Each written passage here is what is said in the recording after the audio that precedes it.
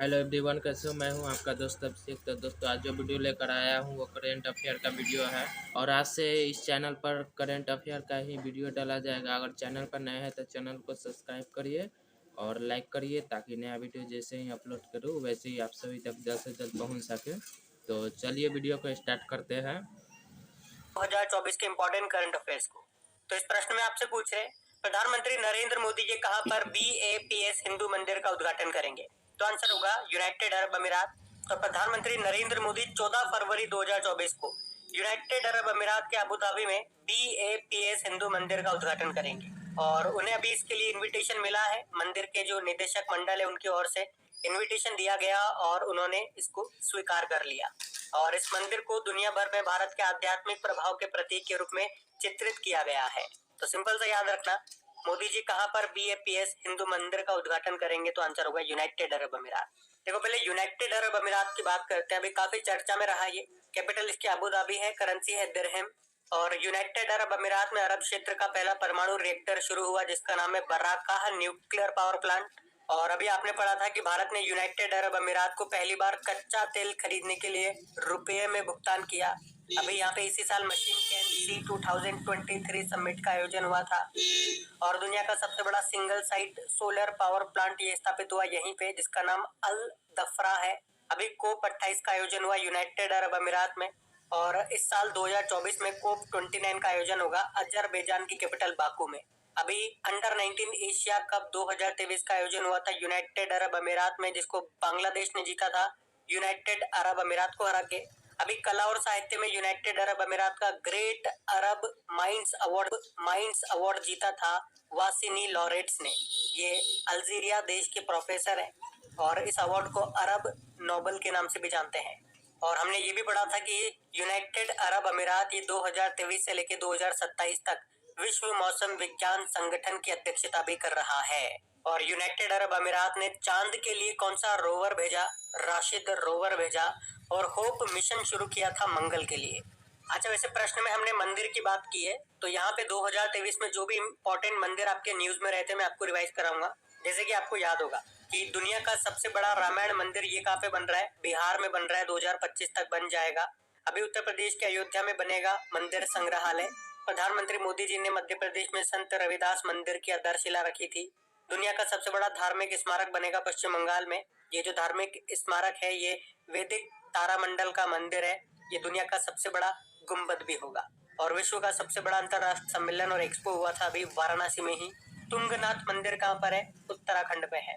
कपिलेश्वर मंदिर मिलेगा भुवनेश्वर में। रामप्पा मंदिर न्यूज में था, तेलंगाना में है। 39th वर्ल्ड हेरिटेज साइट बना था। कामाख्या देवी मंदिर ये असम में है, जहाँ पे अंबुबाची का मेला लगता है। कोणार्क सूर्य मंदिर आपको मिलेगा उड़ीसा में, जिसे ब्लैक पैगोडा भी कहते हैं। लिंगराज मंदिर भी आपको उड़ीसा में मिलेगा। और एक और पॉइंट याद रखना कि अभी मोदी जी ने बताओ कहां पर दुनिया का सबसे बड़ा योग सेंटर, जिसको कहते हैं स्वर्व वेद महामंदिर, इसका उद्घाटन किया था वाराणसी में। और अगर आपसे पूछा जाए कि भारत के बाहर दुनिया का दूसरा सबसे बड़ा मंदिर कहाँ बना? अमेरिका के न्यू जर्सी में। ये सारे मंदिर अभी न्यूज में थे, मैंने आपको रिवाइज करा दिए। अगला प्रश्न देखते हैं। फिर बताइए, अभी हाल ही में किस राज्य में हेताई अम्मन उत्सव का आयोजन किया गया? तो आंसर होगा तमिलनाडु। तो हर साल तमिलनाडु के नीलगिरी जिले में बड़ामास समुदाय के हजारों लोग इस हेताई अम्मन महोत्सव में भाग लेते हैं। बड़ामास समुदाय की बात करें तो ये नीलगिरी में सबसे बड़ा स्वदेशी सामाजिक समूह है और इस उत्सव में देवी हेताई अम्मा की पूजा की जाती है। स्थानीय लोगों का मानना है कि वे हर साल उनके रक्षा और उपकार करती है उनपे। और ये उत्सव अभी चर्चा में इसलिए ज्यादा है क्योंकि केंद्रीय मंत्री लोकनाथन मुरुगन ने यहाँ पे बड़ागास समुदाय लोगों के साथ पारंपरिक नृत्य भी किया।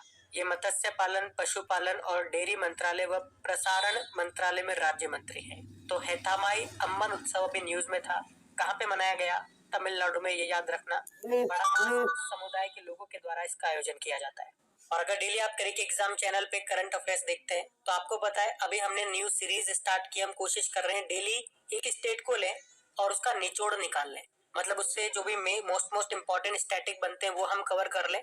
और उससे भी ज्यादा इम्पोर्टेंट पिछले साल, अब तो 2023 ही बोलेंगे, 2023 में उससे जितने भी संबंधित करंट अफेयर्स के प्रश्न बने हैं वो यहीं पे मैं आपको रिवाइज करा दूं। तो आज हम तमिलनाडु को ले रहे हैं। तो ये रहा मैप में तमिलनाडु का। देखो, तमिलनाडु की कैपिटल चेन्नई है। आपको पता है चमड़ा अनुसंधान केंद्र आपको यहीं पे मिलेगा। इंडियन ओवरसीज बैंक का हेडक्वार्टर यहीं पर है। भारत का पहला निजी रॉकेट इंजन कारखाना यहीं पे खुला था।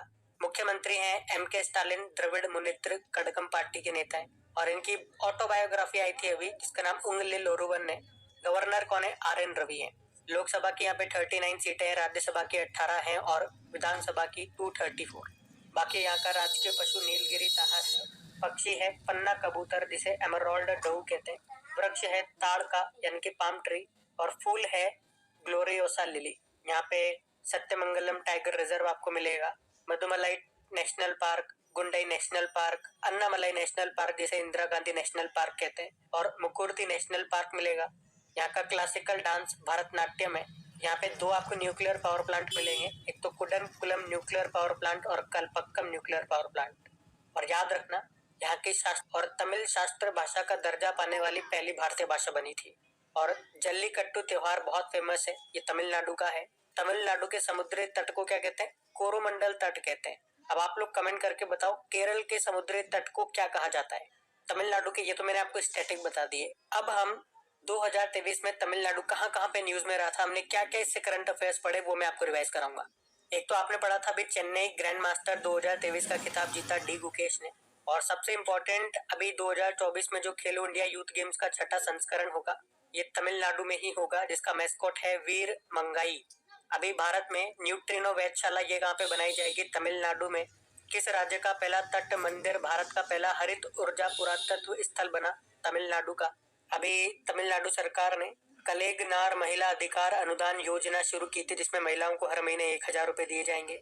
अभी पीयूष गोयल जी ने, जो कि हमारे कपड़ा मंत्रालय संभालते हैं, इन्होंने भारत के पहले वित्त मंत्री की प्रतिमा का अनावरण किया था तमिलनाडु के कोयम्बटूर में। पहले वित्त मंत्री का नाम क्या है? आर.के. षणमुखम चेट्टी। और दक्षिण पूर्व एशिया का सबसे बड़ा अलवणीकरण प्लांट यानी कि डिसैलिनेशन प्लांट ये कहाँ पे बनेगा? तमिलनाडु में। यहाँ पे समुद्री पानी को पीने के योग्य बनाया जाएगा। और भारत का पहला ड्रोन परीक्षण केंद्र ये तमिलनाडु में स्थापित होगा। अभी चेन्नई में भारत और दक्षिण एशिया का पहला नाइट स्ट्रीट रेसिंग सर्किट स्थापित किया गया। और याद रखना, इसरो जो है ये छोटे उपग्रहों के प्रक्षेपण के लिए नया स्पेस पोर्ट कहाँ पे बनाएगा? तमिलनाडु के थुथुकुडी जिले में। यहीं पे ही वासिप्पू इयक्कम योजना शुरू हुई। आदि पेरक्कू महोत्सव यहीं पर मनाया जाता है। अभी तमिलनाडु के थुथुकुडी जिले के औथूर पान के पत्तों को जीआई टैग मिला। चेदेरी नाम कट्टी एक तरह की मिट्टी है, उसको जीआई टैग मिला था। चेदीबट्टा साड़ी को जीआई टैग मिला। तो कन्याकुमारी मेटा केला को यहाँ पे जीआई टैग मिला था। और भारत की पहली पुलिस ड्रोन यूनिट ये किस शहर में लॉन्च की गई? तो चेन्नई में ही। नीति आयोग ने निर्यात तैयारी सूचकांक 2022 जारी किया था, उसमें टॉप पे तमिलनाडु था। और अभी जो आईपीएल मेंस आईपीएल हुआ था 2023 में, जो 16वां संस्करण था, उसको चेन्नई सुपर किंग ने जीता था 5वीं बार। गुजरात टाइटंस को हराया था, ये भी याद रख लो। बाकी चिथिरई महोत्सव यहाँ पे मनाया जाता है। अभी आरबीआई के अनुसार लगातार तीसरे साल बाजार उधारी में पहले स्थान पर रहा तमिलनाडु। थानथाई पेरियार वन्यजीव अभ्यारण्य ये राज्य का 18वां वाइल्ड लाइफ सेंचुरी बना था। तारकश मिलिट्री एक्सरसाइज अभी 2023 में हुआ था चेन्नई में ही, नेशनल सिक्योरिटी गार्ड और यूएस स्पेशल ऑपरेशन फोर्स के बीच में। अभी पार्श्व गायिका है वाणी जयराम, इनका निधन हो गया 2023 में, पद्म भूषण मिला था इनको। आधुनिक भारत की मीरा इन्हीं को कहा जाता है। बाकी आप जानते हो पहली बार सीवीड या फिर यूं कहूँ कि समुद्री शैवाल पार्क ये बनेगा कहाँ पे? तमिलनाडु में। भारत का पहला निजी रॉकेट इंजन कारखाना कहाँ पे खुला? चेन्नई में। देश डुगोंग संरक्षण अभ्यारण्य ये तमिलनाडु में बनेगा। सिलेंडर लॉरेस के लिए भारत का पहला अभ्यारण्य ये तमिलनाडु में स्थापित किया जाएगा।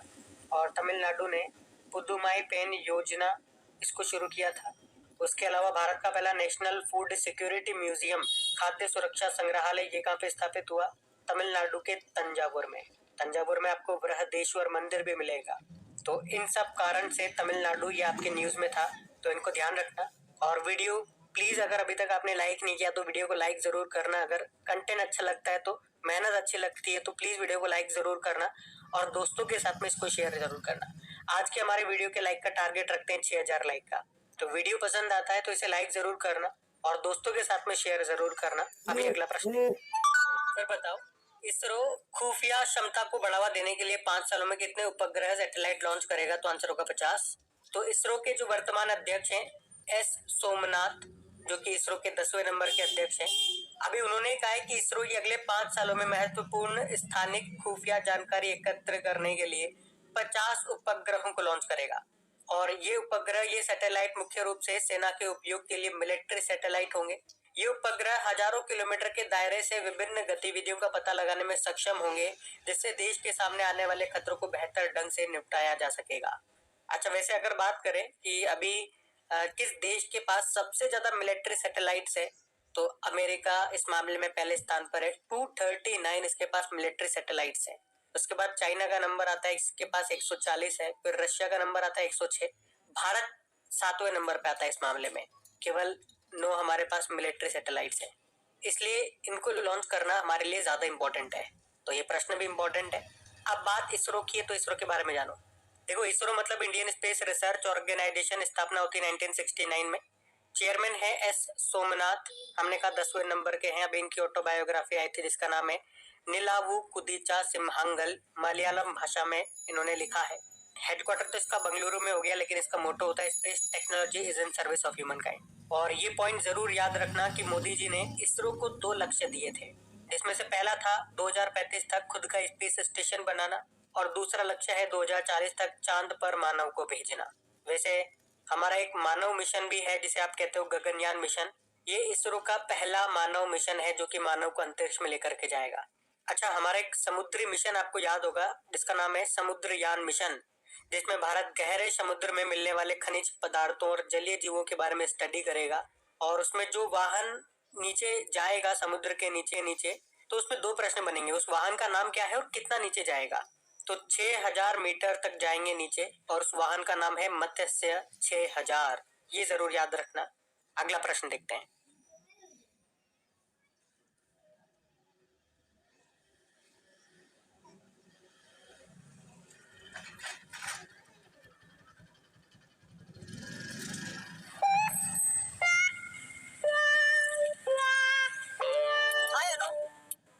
फिर बताओ, अभी हाल ही में 100 अरब डॉलर की संपत्ति वाली पहली महिला कौन बन गई दुनिया की? तो आंसर होगा फ्रांसुआ बेटनकॉट मायेज। तो फ्रांस की 70 वर्षीय महिला है फ्रांसुआ बेटनकॉट मायेज, जो विश्व की पहली महिला बन गई है जिनके पास 100 अरब डॉलर की संपत्ति है। ब्लूमबर्ग की रिपोर्ट के अनुसार उनकी कुल संपत्ति 100.1 अरब डॉलर है, बिलियन डॉलर है। वे वर्तमान में दुनिया के सबसे बड़े कॉस्मेटिक कंपनी है लॉरियल, उसकी होल्डिंग कंपनी टीथा इसकी चेयरपर्सन और लॉरियल ग्रुप के बोर्ड ऑफ डायरेक्टर्स की वाइस चेयरपर्सन है। वहीं अगर विश्व के सबसे अमीर व्यक्तियों की बात करेंगे तो वो फिर से बन चुके हैं स्पेसएक्स के मालिक, ट्विटर के मालिक और टेस्ला के मालिक एलन मस्क। उनकी संपत्ति 232 अरब डॉलर बताई गई। तो फ्रांसुआ बेटनकॉट का नाम यहाँ पे याद रखना। 100 अरब डॉलर की संपत्ति वाली दुनिया की पहली महिला ये बन गई हैं। किस देश की है पूछेंगे तो फ्रांस की है। अगला प्रश्न देखते हैं। चलो फिर बताओ, हाल ही में विश्व का दूसरा सबसे बड़ा इस्पात उत्पादक देश कौन सा बन गया है? तो आंसर होगा भारत। तो अभी हाल ही में जारी आंकड़ों के अनुसार भारत दुनिया का दूसरा सबसे बड़ा स्टील उत्पादक देश बन गया है। इस बार स्टील उत्पादन में भारत में 14.3% की वृद्धि देखी गई है। ये डेटा अप्रैल से लेकर नवंबर 2023 तक के बारे में है। तो इस पीरियड में उत्पादन कितना बताया गया? 89.711 मिलियन टन। और यहाँ पे ये भी बताया गया कि विश्व में स्पंज आयरन का सबसे बड़ा उत्पादक देश कौन सा है? तो भारत है। स्टील उत्पादन में याद रखना भारत दूसरे स्थान पर है और पहले पे चाइना है। अच्छा, आपको याद होगा अभी भारत की पहली 6 लेन स्टील स्लैग आधारित सड़क बनाई गई कहाँ पे? सूरत में। वैसे वर्ल्ड स्टील एसोसिएशन का हेडक्वार्टर कहाँ पर है? ब्रुसेल बेल्जियम में है, जहाँ पे यूरोपियन यूनियन का भी हेडक्वार्टर है, तो नाटो का भी हेडक्वार्टर है। और अभी ये मैं आपको क्यों बता रहा हूँ? क्योंकि इसके उपाध्यक्ष बनाए गए थे अभी कौन? टीवी नरेंद्रन, जो कि टाटा स्टील के सीएमडी हैं। अभी इंडिया स्टील कॉन्फ्रेंस का आयोजन मुंबई में हुआ था, और देश के स्टील मैन के नाम से फेमस थे जमशेद जे ईरानी, उनका भी निधन हो गया। और दुनिया का पहला 3D प्रिंटेड स्टील ब्रिज ये कहाँ पे बना था? नीदरलैंड की कैपिटल एम्स्टर्डम में। तो ध्यान रखना ये पॉइंट्स। और ये भी याद रखना हमारे अभी वर्तमान में स्टील मंत्री कौन है? ज्योतिरादित्य सिंधिया है, जिनके पास एविएशन मंत्रालय है, नागरिक उड्डयन मंत्रालय। अगला प्रश्न देखते हैं। चलो फिर बताओ, अभी हाल ही में किस राज्य सरकार ने आदिवासियों और दलितों के लिए वृद्धावस्था पेंशन लाभार्थियों की जो आयु है उसे घटाकर 50 वर्ष कर दिया। किस राज्य ने? झारखंड। अभी झारखंड सरकार के 4 वर्ष पूरे होने के उपलक्ष्य में वहाँ के जो मुख्यमंत्री हेमंत सोरेन, अभी उन्होंने घोषणा की कि राज्य में आदिवासियों और दलितों के लिए वृद्धावस्था पेंशन प्राप्त करने की जो उम्र है उसे 60 वर्ष से घटा करके 50 वर्ष कर दिया गया। मतलब अब 50 वर्ष की आयु से ही पेंशन मिलने लग जाएगी। ऐसा क्यों किया? तो सरकार का कहना है कि आदिवासियों की मृत्यु दर अधिक है और उन्हें 60 साल के बाद नौकरी नहीं मिलती है, इसीलिए। अब बात झारखंड की है तो ये रहा मैप में झारखंड। झारखंड की कैपिटल रांची है, मुख्यमंत्री हुए हेमंत सोरेन और गवर्नर कौन है? सीपी राधाकृष्णन। अभी आपको याद होगा झारखंड में अबुआ वीर दिशोम अभियान शुरू हुआ था। सरहुल फेस्टिवल का आयोजन होता है झारखंड में। बोकारो लौह इस्पात संयंत्र स्टील प्लांट या झारखंड में मिलेगा। इसे यूएसएसआर की सहायता से बनाया गया था। मुख्यमंत्री ग्राम गाड़ी योजना यहाँ पे शुरू हुई थी और देश का सबसे बड़ा हाईकोर्ट परिसर ये बनकर तैयार हुआ रांची में ही। झरनी योजना पोर्टल झारखंड की है। सेंट्रल कोल फील्ड का हेडक्वार्टर मिलेगा रांची में और कोल कैपिटल ऑफ इंडिया कहते हैं झारखंड के धनबाद को।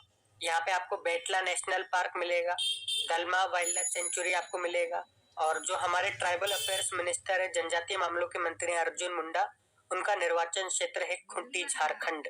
ध्यान रखना ये। अगला प्रश्न देखते हैं।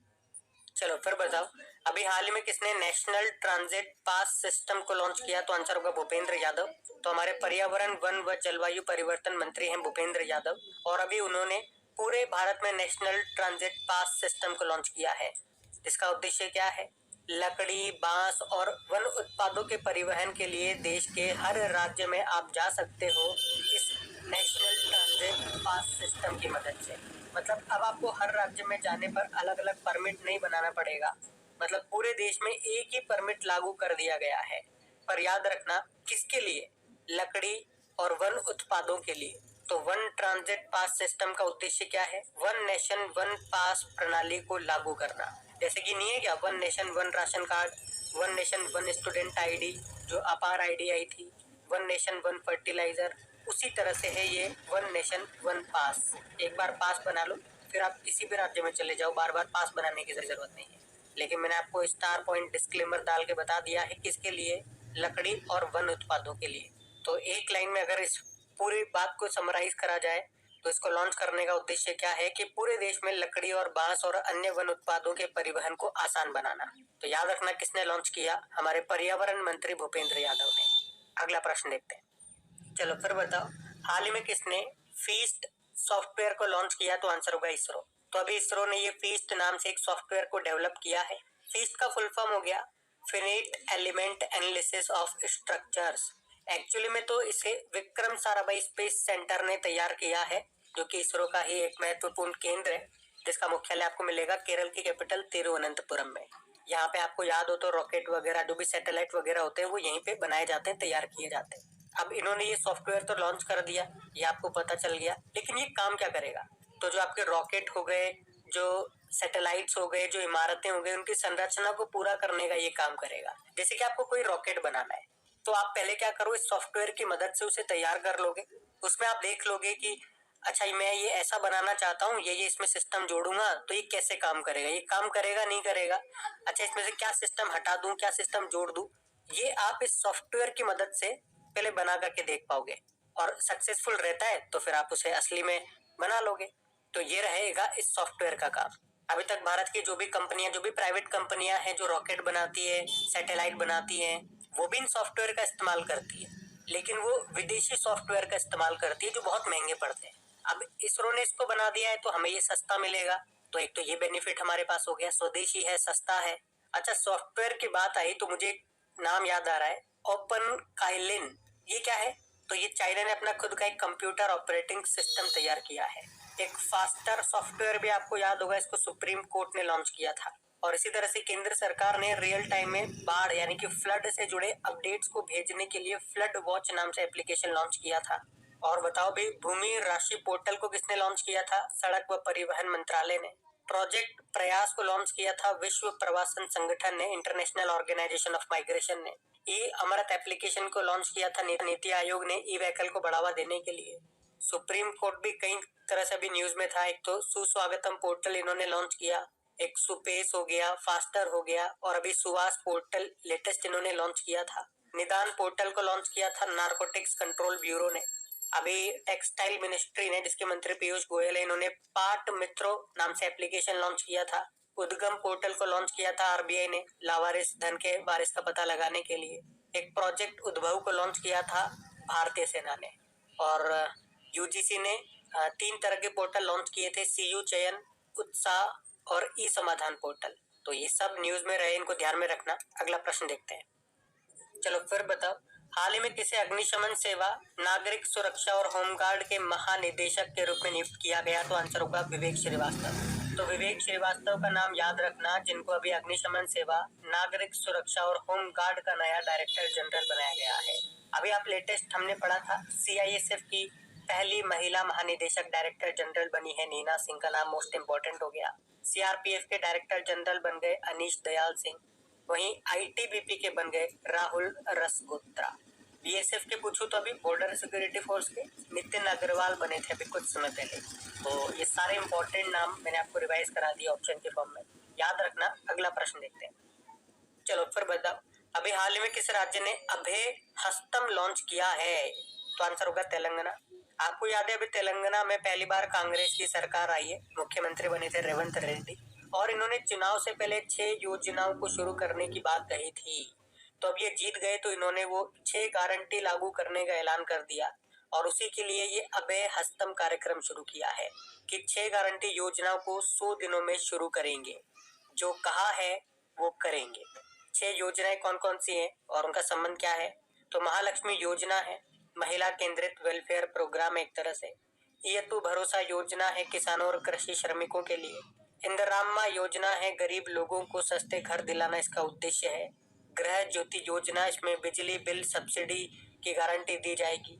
युवा विकासम योजना है, आर्थिक रूप से पिछड़े घरों के युवा छात्रों को 5 लाख रुपए इसमें दिए जाएंगे। और चेयुथा योजना है, एक हेल्थ इंश्योरेंस और पेंशन प्रोग्राम है ये।